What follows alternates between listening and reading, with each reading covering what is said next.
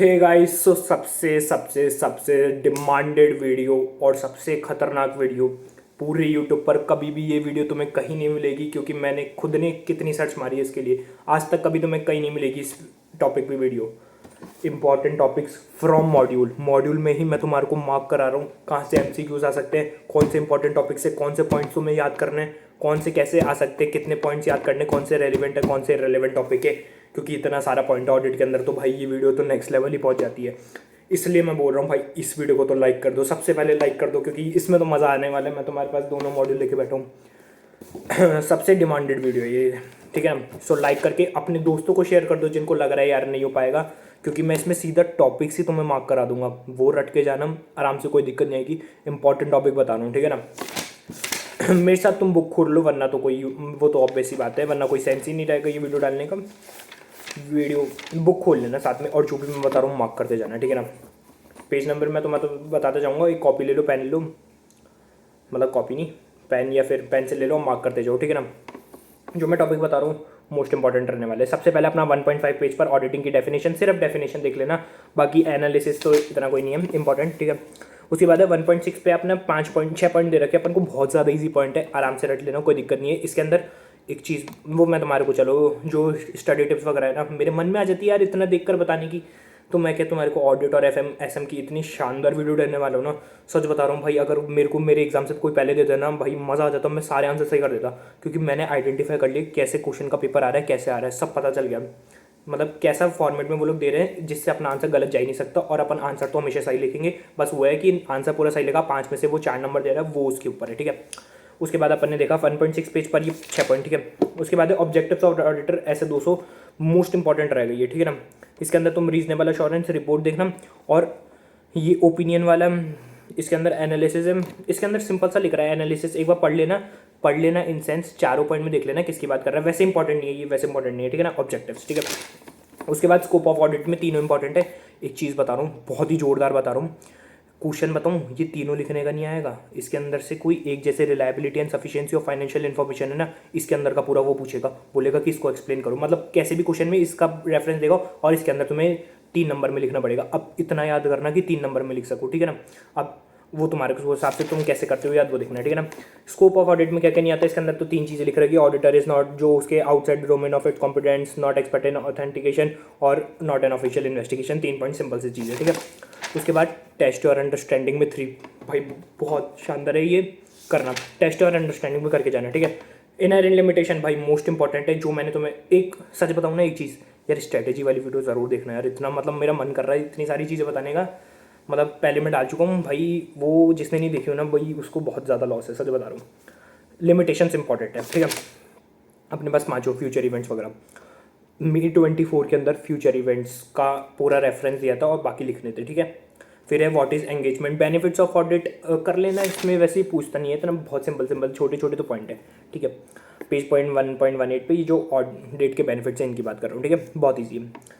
Who appoints an auditor, ये इतना नहीं है, रेलिवेंस बस ये तो सिंपल सा पढ़ के जाना।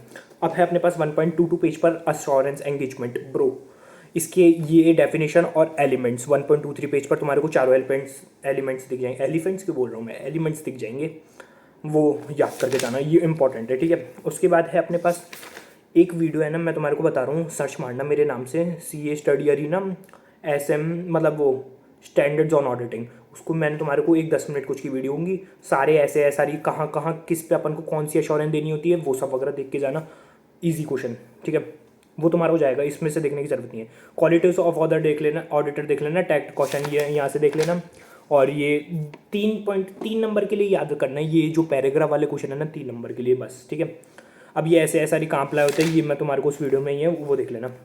एक टिप दूँ, जो मेरे पास MCQ आया था 2 नंबर के अंदर May 24 में, वो कहाँ से आया था, देखिए 1.30 पेज पे जाओगे ना, लास्ट पैराग्राफ पढ़ोगे, an engagement in which practitioner, ये सेम क्वेश्चन MCQ में 2 नंबर का आया था, ठीक है, याद रखना। वाई आर स्टैंडर्ड्स और नीडेड 1.31 पेज पर, इसके देख लेना, ये वाले पॉइंट्स भी एक बार, ठीक है। चैप्टर 1 में तो अपना यही था। वीडियो ये वाली ऑब्वियस ही बातें बड़ी होगी, लेकिन इसका जो कंटेंट है ना, सच बताऊँ नेक्स्ट लेवल है, ये मेरे को मिल जाए ना, मेरा बहुत सही काम हो जाए, ठीक है। फिर अपने पास चैप्टर 2 प्लानिंग के बेनिफिट्स देखने पड़ेंगे। अब है अपने पास 2.5 पेज पर जो अपना है ना, ये 5 पॉइंट, सेम क्वेश्चन May 24 में, बहुत ईजी। उसके बाद है अपने पास प्रिलिमिनरी एंगेजमेंट एक्टिविटीज़ में। प्रिलिमिनरी एंगेजमेंट एक्टिविटीज़ में तुम्हारे को पॉइंट दिख रहे हैं ना, मतलब 2.7 पेज पर। A performing procedure, B evaluating appliance, ये 3 पॉइंट, इन तीनों का मतलब सिर्फ हेडिंग याद रखना, ठीक है। उसके बाद अपने पास 2.8 पेज पर 3 पॉइंट दे रखे हैं ना अपन को, बी पॉइंट के अंदर 3 पॉइंट, ये याद रखना, ठीक है। अब है अपने पास ओवरऑल 2.10 पेज पर जो ऑडिटर असिस्ट कैसे करती है, ओवरऑल ऑडिट स्ट्रेटेजी, ये याद रखना। अब है अपने पास फैक्टर्स में क्या है, इसमें बताऊँ क्या पूछेगा वो लोग, मैं बताऊँ तुम्हें, मैं बताऊँ, ठीक है। मेरे ओपिनियन से एक चीज़ मैं मतलब रिस्क ले रहा हूँ, मतलब ज़रूरी नहीं ये आ जाए, एक मैं तुक्का लगा, तुक्का नहीं, मैं थोड़ा प्रिडिक्शन अच्छी चलती है वैसे मेरे ख्याल से तुम्हारे सितंबर के पेपर के अंदर है ना, इसको 2.11 में पेज में है ना, the entity time table for reporting organisation meeting, ये पॉइंट पूछेगा मेरे ख्याल से, ठीक है। ये तीनों, ये वाले पॉइंट और एप्लीकेबल एफआरएफ, इनके अंदर के पॉइंट तुम्हारे को तीनों के याद रखने पड़ेंगे। वॉल्यूम ऑफ ट्रांजेक्शन छोड़ सकते हो, क्योंकि ये वॉल्यूम ऑफ ट्रांजेक्शन वाले जो है ना पेज 2.11 पे लास्ट में, ये पॉइंट्स में 24 में थे, ठीक है। सो ये तुम्हारे को हर के अंदर के पॉइंट्स याद रखने हैं। चाहे तो डी वाले पॉइंट जो है ना, consider the result of preliminary engagement, ये छोड़ देना, कोई प्रॉब्लम नहीं है, ठीक है। बाकी अपने पास ऑडिट प्लान का डिस्क्रिप्शन या फिर ऑडिट प्लान में क्या क्या इंक्लूड होता है, ये दीजिए एनटी ऑफ रैप फैप 2.13 पेज पर, ये जरूर कर लेना, बहुत ईजी सा, ठीक है। उसके बाद है रिलेशनशिप बिटवीन, ये वाला इतना इंपॉर्टेंट नहीं है।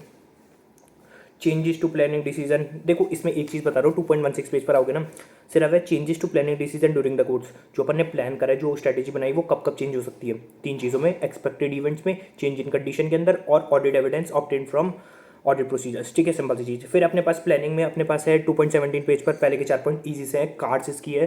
तुम कहोगे ना मैं बहुत सारे एक्रोनिम्स बना रखे, वो तुम कमेंट सेक्शन में बताना, मैं डाल दूंगा, कोई दिक्कत नहीं है, ठीक है। फिर अपने पास यहाँ पे है ना एक डॉक्यूमेंटेशन के नीचे 3 पॉइंट है, इसके नीचे है ना तुम्हारे पास 2 पैराग्राफ दे रखे ना, ये बेनिफिट से ध्यान रखना ऑडिट डॉक्यूमेंटेशन के, तो ये देखना एक बार, ठीक है। ऑडिट प्रोग्राम में क्या है, अब देखो ये जो है ना, इवॉल्विंग वन ऑडिट प्रोग्राम और assistant to keep an open mind, 2.19 page पर, इन दोनों के अंदर से 3 नंबर का आ सकता है, ऑनेस्टली स्पीकिंग, ठीक है ना। दोनों को एक बार रीड कर लो ताकि तुम कुछ ना कुछ तो लिख ही सको।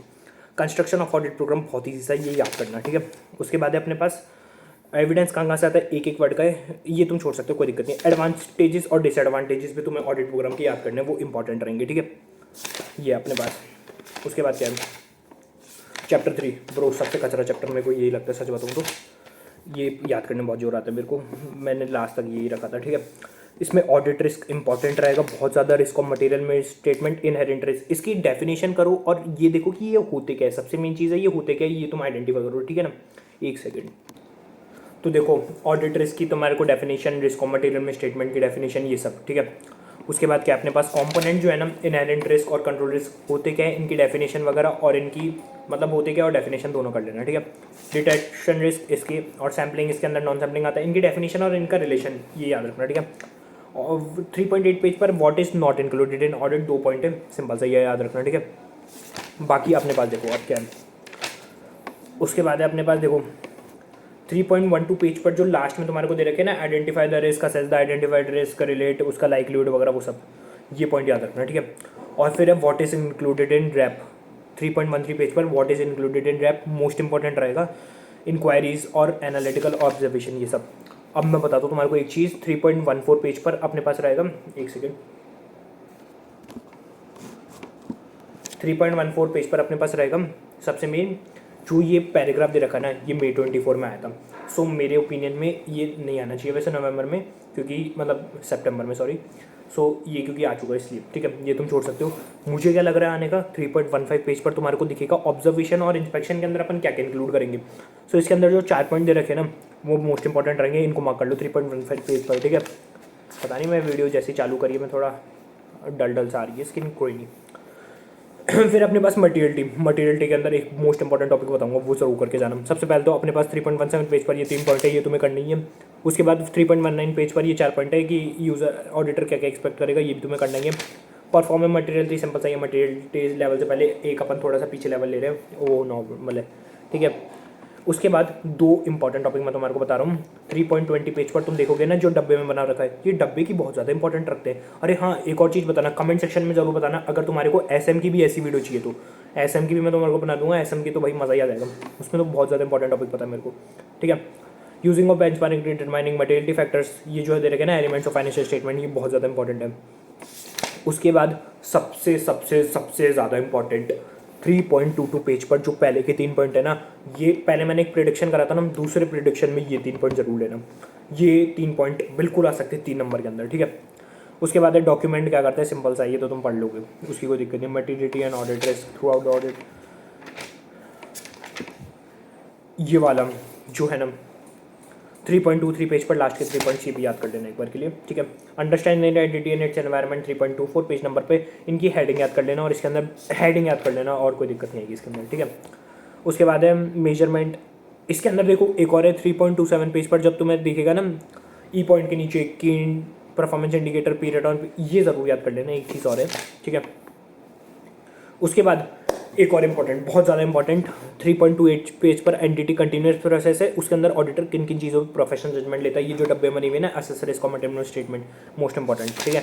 फिर बात करते हैं अपन इंटरनल कंट्रोल के अंदर, सिंपल सा है, उसका पर्पस क्या दे रखा है, ये जो 4 पॉइंट लिख रखे हैं ना डब्बे के अंदर, केयर है इसका अपने पास एक्रोनिम, मैं तुम्हारे को थोड़ा एक्रोनिम बताते रहता हूँ, केयर के नाम से तुम रिसर्च कर सकते हो। और बेनिफिट्स और लिमिटेशन दोनों करने हैं, लिमिटेशन में सिर्फ हेडिंग याद रख लो, कोई प्रॉब्लम नहीं है, ठीक है।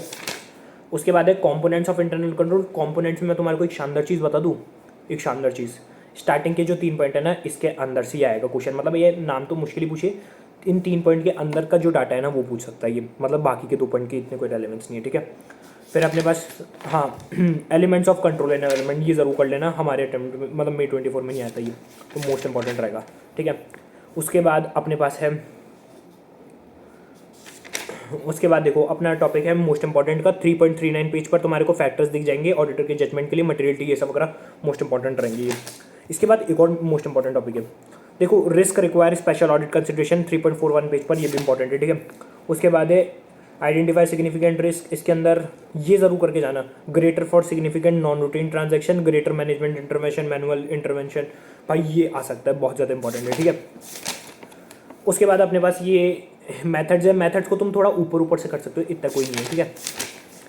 फ्लो चार्ट वगैरह ये सब ऊपर ऊपर से कर लो, कोई दिक्कत नहीं है, ठीक है। टेस्ट इंटरनल कंट्रोल वगैरह ये भी इतना कोई दिक्कत नहीं है। अब है ऑटोमेटेड एनवायरनमेंट, ठीक है। ऑटोमेटेड एनवायरनमेंट में क्या है, सबसे पहले तुम इसके देख लो, अब देखो अगर पेपर थोड़ा नॉर्मल आना तो इसके 1 सेकेंड, सो देखो मैं तुम्हारे को बताता, अगर ईजी पेपर हुआ ना तो सबसे पहले अपन को की फीचर्स सिंपल से है वो तुम्हारे को याद हो जाएंगे, और फिर अपने पास सेकंड पेज पर 3.55 पेज पर है ना तुम्हारे को ये इन्फॉर्मेशन सिस्टम ये भी करना है, ठीक है। और इसमें क्या क्या रिस्क रहेंगे ये भी करना है, इंपॉर्टेंट है मेनली ये। फिर types of control, types of control के तुम्हारे को कुछ नहीं सिर्फ नाम याद रखने हैं, जैसे जनरल आईटी कंट्रोल के अंदर data centre network operation programme chain 3.57 page पर तुम्हारे को मिल जाएंगे, सिर्फ नाम याद और कुछ नहीं, सिर्फ नाम याद, ठीक है। और ये याद रखना general IT controls application control ये होते क्या है, बस याद मत करना कुछ अंदर का, बस होते क्या है ये याद रखना, ठीक है। उसके अंदर उसके बाद है अपने पास आगे ये वाले और May 24 में ये क्वेश्चन आया था, मैनुअल एलिमेंट्स, मतलब 3.60 पेज पर मिल जाएगा, manual elements versus automated elements, मतलब मोर सूटेबल कब रहेगी manual elements instead of automated, तो ये मोस्ट इंपॉर्टेंट रहेगा, ठीक है। उसके बाद अपने पास ये May 24 में आ चुका था वैसे। उसके बाद डाटा एनालिटिक्स वगैरह ये वाले ये इतने इंपॉर्टेंट नहीं है। हाँ 3.63 पेज पर तुम देखोगे ना इंटरनल फाइनेंशियल कंट्रोल्स, उसमें जो मैंने पहले केयर बताया था ना, पर्पस ऑफ इंटरनल कंट्रोल में केयर, उसमें प्लस फ्रॉड और जोड़ देना, prevention and detection of fraud, simple सा याद हो जाएगा, तो मेरे को कोई दिक्कत नहीं है, ठीक है। फिर अपना असेस एंड कंट्रोल, नहीं अब है अपने पास ऐसे 330, देखो ऐसे 330 में क्या है, सच बताऊँ ना मैं इसको इतना नहीं पढ़ा था, लेकिन मेरे को ऐसा लगा नहीं कि इसमें से कुछ आया, लेकिन इसके अंदर फिर भी एक क्वेश्चन आया था, सो ऐसे 330 अपना इंपॉर्टेंट रहेगा, ठीक है ना। इसके अंदर देखो तुम्हारे को है ना 2 चीज़ें सेम मिल जाएगी, सबसे पहले तुम 3.66 पेज पर इन डिजाइनिंग द फैप ये वाले पॉइंट याद कर लेना, सिंपल से पॉइंट, ठीक है। फिर उसके बाद अपने पास हाँ ये वाला 3.68 पेज पर आओगे ना, using audit evidence obtained in previous audit, उसका क्या मतलब अपन को फ़ायदा रहेगा वो, ठीक है। उसके बाद अपने बाकी तो ये चैप्टर में ये था, मुझे ये लग रहा है कि ये वाली में अपन को 2 वीडियो में डालना पड़ेगा, वरना बहुत ज़्यादा बड़ी हो जाएगी। मेन तो क्या ऑडिट बहुत ज़्यादा बड़ा है, वरना मैंने लॉ का डाल रखा है ना, उसका 20 मिनट में वीडियो खत्म हो गया था ये वाला, लेकिन ऑडिट में क्या बहुत ज़्यादा टॉपिक्स है, बहुत ज़्यादा। ऑडिट एविडेंस देखो चैप्टर 4 के अंदर 4.5 में ऑडिट एविडेंस की डेफिनेशन देख देना, क्या क्या इनमें इंक्लूड होते हैं अकाउंटिंग रिकॉर्ड के अंदर, इसके अंदर एग्जाम्पल्स और अदर इन्फॉर्मेशन भी, इसके भी examples. Type of audit evidence इतना इंपॉर्टेंट नहीं है, ठीक है। फिर रिलायबिलिटी, इसका देख लेना होता क्या है बेसिकली, सिंपल सा, इसके कितनी को भी दिक्कत नहीं है। सफिशिएंसी एंड एप्रोप्रिएटनेस तुम सिर्फ डेफिनेशन देख लो 4.11 पेज पर, लास्ट में जो 2 डेफिनेशन लिख रही है सिर्फ वो देखो, बाकी कोई दिक्कत नहीं, ठीक है। उसके बाद है अपना, हाँ ये है अपन सफिशिएंट 4.13 पेज पर तुम्हारे को मिल जाएगा further audit judgement as to sufficiency, मतलब कितना सफिशिएंट रहेगा ऑडिट एविडेंस, कितना ले ऑडिट एविडेंस। सो वो अपने पास 3 है, MRS वो तुम देखना, मटेरियलिटी रिस्क ऑफ साइज, ठीक है। उसके बाद है अपने audit procedure to obtain audit evidence 4.15 page पर सिर्फ नाम याद कर लो और अंदर का याद कर लो, सिंपल सिंपल था, एक लाइन याद कर लो बस, ये होता क्या बेसिकली और कुछ नहीं, ठीक है। बाकी तुम कमेंट सेक्शन में बताना, एक बार मैं अपने ऑडिट के नोट्स डाल दूंगा, उसके अंदर मैंने सिर्फ 1.5 पेज 2 पेज के अंदर ये सारे बहुत सारे ऐसे निपटा रखे हैं, मतलब 1.5 पेज के अंदर एक ऐसे और बहुत ज़्यादा इंपॉर्टेंट ऐसे हैं इस चैप्टर 4 के अंदर, ठीक है।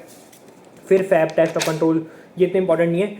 4.22 पेज पर जो तुम्हें टेबल दिख रहे हैं ना, ये याद कर लेना और इन टेबल में जो भी चीज़ें लिख रही है ना उसका मीनिंग याद कर लेना, ठीक है। असर्शंस क्या है, रिप्रेजेंटेशन बाय मैनेजमेंट, वो इतनी कोई दिक्कत नहीं है, ये तुम चैप्टर 9 में बहुत ज़्यादा है डिटेल के अंदर। नेगेटिव ऑडिट ट्रेल जरूर याद करके जाना, 4.27 पेज पर तुम्हारे को मिलेगा, ऑडिट ट्रेल के अंदर 3 नंबर में आ सकता है, ये याद करके जाना, ठीक है। उसके बाद है हाँ ये वाला 4.28 पेज पर तुम्हारे when information to be used at audit evidence prepare by management work expert, भाई बहुत ज़्यादा इंपॉर्टेंट। साथ ही साथ तुम्हारे को हाँ ये वाला भी 4.29 पेज पर तुम्हारे को जो दो नीचे के 2 पॉइंट और दे रखे हैं ना वो भी याद करके जाना। ऑब्टेनिंग ऑडिट एविडेंस की मैनेजमेंट वाला बहुत ज़्यादा इंपॉर्टेंट है, मैनेजमेंट एक्सपर्ट वर्क, ठीक है। उसके बाद क्या है अपने पास, पॉपुलेशन कंसिस्ट ऑफ, हाँ ये भाई इंपॉर्टेंट है, 4.30 पेज पर तुम आओगे, फॉर एग्जांपल दे रखा है ना, the auditor may decide most appropriate to examine entire population constitute large number of smaller significant risk, ये वाला भाई, ये वाला एक बार देख जाना, 3 नंबर में, इतना इंपॉर्टेंट नहीं है लेकिन फिर भी एक बार देख जाना क्योंकि ये आ सकता है। बाकी ये जो है ना 4.30 पेज पर जो तुम्हारे को नीचे 3 पॉइंट दिख रहे हैं ना, high value all item certain amount, ये May 24 की MTP में आए थे। इसके अंदर वीडियो में क्या करेंगे, एक मॉड्यूल से दूसरे मॉड्यूल से, तो दूसरे भी देखना बाकी, ठीक है। 4.33 पेज पर आ जाओ फिर अब तुम लोग, हाँ एक और पॉइंट है 4.32 पेज पर जो तुम्हारे को relying on work of management expert है ना, इसके 3 पॉइंट बहुत सिंपल से आराम से हो जाएंगे, ठीक है। फिर है 610, भाई 610 बहुत ज़्यादा इंपॉर्टेंट है। अब ये इतना कचरा टॉपिक लिख रखा है, स्टार्टिंग में मेरे को देख के मन खत्म हो गया था। सो इसके नाम याद कर लेना सिर्फ, इसके स्कोप और ऑब्जेक्टिव में क्या आता है, GIR governance internal control risk management, ठीक है। फिर अपने पास एग्जामिनेशन ऑफ फाइनेंशियल रिपोर्टिंग, ठीक है। Objectives of external auditor use, हाँ 4.36 पेज पर तो तुम्हारे को 3 पॉइंट है ऊपर के, वो याद कर जरूर करने हैं, और evaluating the internal audit function, ये 3 पॉइंट भी याद करने हैं, ठीक है। ऑब्जेक्टिव एंड इट्स एवैल्यूएशन, इसके अंदर any constraints management by TCWG, internal control factors that affect external control in relation to objectivity, 4.37 के ये वाले भी याद करने हैं। ये है ना पहले पिछले पुराने सिलेबस में बहुत ही छोटा सा शो करता था, अब इसको बहुत बढ़ा दिया है, तो इससे एक क्वेश्चन गारंटी आएगा, ठीक है, इन पॉइंट्स में से कहीं ना कहीं से, ठीक है। Factors affecting external control determination, 4.38 page पर तुम्हारे को ये करना पड़ेगा, ठीक है। उसके बाद है अपने पास एक और चीज़ 4.39 पेज पर तुम देखोगे circumstances where when work of internal audit function can not be used, कब यूज़ नहीं कर सकते, ऑर्गेनाइजेशन स्टेटस, लैक कॉम्पिटेंस, ये सब वगैरह, ठीक है। उसके बाद है तुम्हारे पास एग्जांपल्स ऑफ, हाँ ये 4.40 पेज पर बहुत ज़्यादा important, examples of work of internal audit function, कौन कौन से इंटरनल ऑडिट फंक्शन के एग्जांपल्स रहेंगे भाई, ये मोस्ट इंपॉर्टेंट रहेगा, ये जरूर करना, ठीक है। Circumstances in which the external auditor shall plan the use of lace work, ये वाला इतना इंपॉर्टेंट, अरे हाँ ये बहुत ज़्यादा इंपॉर्टेंट है। 4.40 पेज पर 2.9 पर है ना सर्कमस्टांसेस, कब कब अपन इंटरनल ऑडिट फंक्शन का वर्क यूज़ नहीं करेंगे, जहाँ पे ज़्यादा जजमेंट हो, ज़्यादा रिस्क ऑफ मटेरियल स्टेटमेंट हो, ये तुम याद करना, ठीक है। उसके बाद है अपने पास इसमें देखो 4.41 पेज पर है ना coordination between the external auditor, ये May 24 में आया था, ठीक है। उसके बाद है अपने पास द एक्सटर्नल डायरेक्ट, देखो डायरेक्ट असिस्टेंस का है ना, जो तुमने पिछले पॉइंट पढ़े ना सेम वही चलेंगे, तो इसमें कोई दिक्कत नहीं आएगी तुम्हारे को। सैम्पलिंग में क्या है, अब देखो सैम्पलिंग में ऑडिट सैम्पलिंग का, इसमें statistical non statistical characteristics of population 4.46 पे तुम्हारे को मिल जाएगा, ठीक है। उसके बाद है अपने पास 4.49 पेज पर स्टैटिस्टिकल सैम्पलिंग मोर साइंटिफिक क्यों है, यह एक्सप्लेन करने के लिए आ सकता है, तीनों पॉइंट याद रखना 3 नंबर के अंदर। नॉन स्टैटिस्टिकल में सिंपल से याद रखना कि पर्सनल एक्सपीरियंस एंड नॉलेज पे डिपेंड करता है, ठीक है। उसके बाद अपने पास है 4.51 पेज पर जो लास्ट में तुम्हारे को पॉइंट दे रखे हैं ना 5 इंपॉर्टेंट है ब्रो, ठीक है। फिर तुम्हारे को 4.52 पे एक बार एडवांटेजेस ऑफ स्टैटिस्टिकल सैम्पलिंग जरूर देखनी है, ठीक है। उसके बाद वाला टॉपिक इतना इंपॉर्टेंट नहीं है। 4.55 पेज पर तुम स्टैटिफिकेशन एंड वैल्यूएटेड होते क्या है एक बार वो देख के जाना, ठीक है, सैम्पल साइज वगैरह। 4.57 पेज पर जो तुम्हारे को एग्जांपल दे रखे हैं ना, इसके अंदर जो हाईलाइटेड पोर्शन है ना वो देख लो, और कौन कौन से फैक्टर्स है और कब अपन को सैंपल साइज ज़्यादा लेना है, कब कम लेना है, बस ये देख लो। तुम इसको नोट्स के थ्रू लिखोगे ना बहुत अच्छे से समझ आ जाएगा तुम्हारे को, इतने ज़्यादा टेक्निकल नहीं है, बस यही अपन को टेस्ट ऑफ कंट्रोल था, अब टेस्ट ऑफ डिटेल के लिए सिंपल से सेम है, 1-2 पॉइंट का फर्क है, ठीक है। फिर अपने पास types of sampling, types of sampling में देख लेना होते क्या क्या है इसके अंदर, ये एक्सप्लेन करने के लिए वैसे नहीं आता, सो ये तुम ऊपर से देख लेना, ठीक है। फिर है थोड़ा एनॉमली वगैरह ये सब देख लेना कि अपन ने जो पॉपुलेशन सेलेक्ट करी उसमें से सैम्पल साइज लिया, अब एक सैम्पल साइज ऐसा है कि जो पॉपुलेशन में है ही नहीं, तो ये ठीक है, ये देखना। उसके बाद है अपने पास ऐसे 501, भाई 501 बहुत ज़्यादा इंपॉर्टेंट है।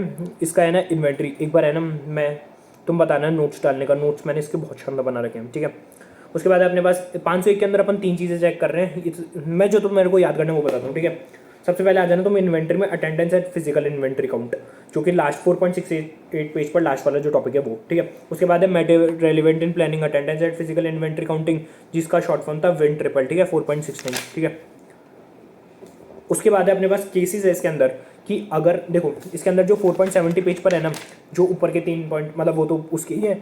उसके बाद अपने पास इसके अंदर केसेस है। अब केसेस मतलब फिजिकल इन्वेंट्री अपन लोग कर रहे हैं other than the date of balance sheet date, या फिर अनफोर्सिन सर्कमस्टांसिस की वजह से, या फिर इम्प्रैक्टिकल, या फिर inventory held with third party. सारे टॉपिक्स बहुत ज़्यादा इंपॉर्टेंट है रटना इसके अंदर, बस मेन वो करेगा क्या ऑडिटर, वो एक बार करके जाना, बहुत इंपॉर्टेंट है ये, ठीक है ना।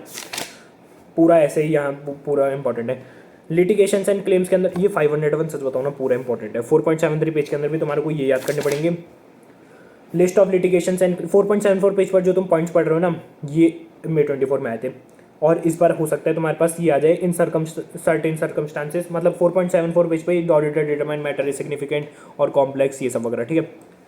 उसके बाद है अपने पास सेगमेंट इन्फॉर्मेशन में सिंपल सा ये पहले वाला याद कर लेना, obtain sufficient appropriate audit awareness, ठीक है, सिंपल सा। फिर अपने पास एक्सटर्नल कन्फर्मेशन पूरा ऐसे इंपॉर्टेंट है, सच बताऊं कुछ ऐसे फुल इंपॉर्टेंट है, इसके अंदर कोई कुछ नहीं बता सकता, ठीक है। इसकी डेफिनेशन देखना कन्फर्मेशन की, 4.79 पेज पर 4 तरीके की अपने पास कन्फर्मेशन रिक्वेस्ट है, वो जरूर देखना। उसके बाद इसका प्रोसेस जरूर देखना, प्रोसीजर 5.5 जो अपना है, पेज नंबर नहीं टॉपिक, ठीक है, 4.79 पे लास्ट वाला ये करके जाना पड़ेगा तुम्हारे को। डिज़ाइन कैसे करते हैं पूरा देखना पड़ेगा ब्रो ये, ठीक है। उसके बाद है मैनेजमेंट रिफ्यूज़ल, अगर मैनेजमेंट ने रिफ्यूज़ कर लिया तो 4.6 पे मतलब 4.82 पे जो अपना सेकंड वाला है 5.6 मैनेजमेंट रिफ्यूज़ल, ये भी तुम्हारे को पूरा देखना पड़ेगा। फिर है बस ये यहाँ तक, इसके बाद में, ठीक है। उसके बाद है नेगेटिव कन्फर्मेशन का, इसके अंदर एक और टॉपिक आएगा 4.86 पर सिंपल से देख लेना कि क्या क्या कैटेगरीज होता है, बहुत सिंपल है, ठीक है। 510 ओपनिंग बैलेंसेस, इसके अंदर देखो क्या है, इसके अंदर डेफिनेशन में नहीं देखना अपन को। सबसे पहले ऑब्जेक्टिव देख लेना ऑडिटर के 4.88 पेज नंबर पे, और उसके बाद है अपने पास ये वाला obtain sufficient appropriate audit evidence, कैसे अपन ऑब्टेन करेंगे ये वाला जरूर करके जाना।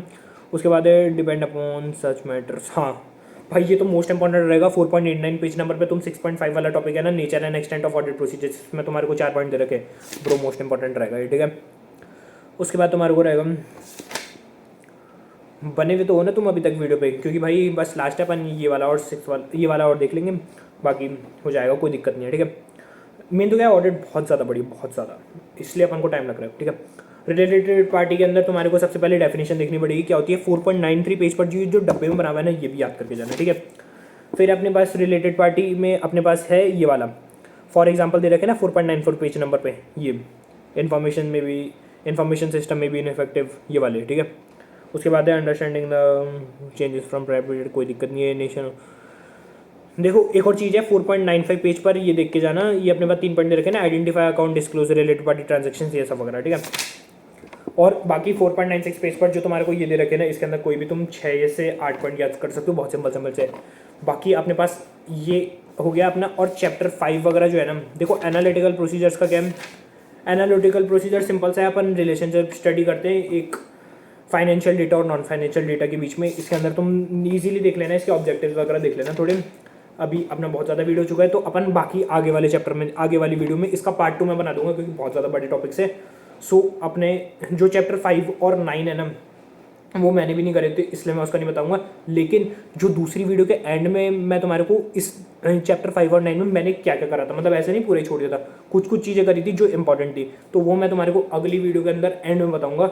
बहुत इंपॉर्टेंट रहेगा वो, उसमें तुम्हारे को सिंपल सा मैं 2 से 3 वीडियो बताऊंगा, 1-1.5 घंटे की होगी, वो देख के चल जाना, सफिशिएंट रहेगा।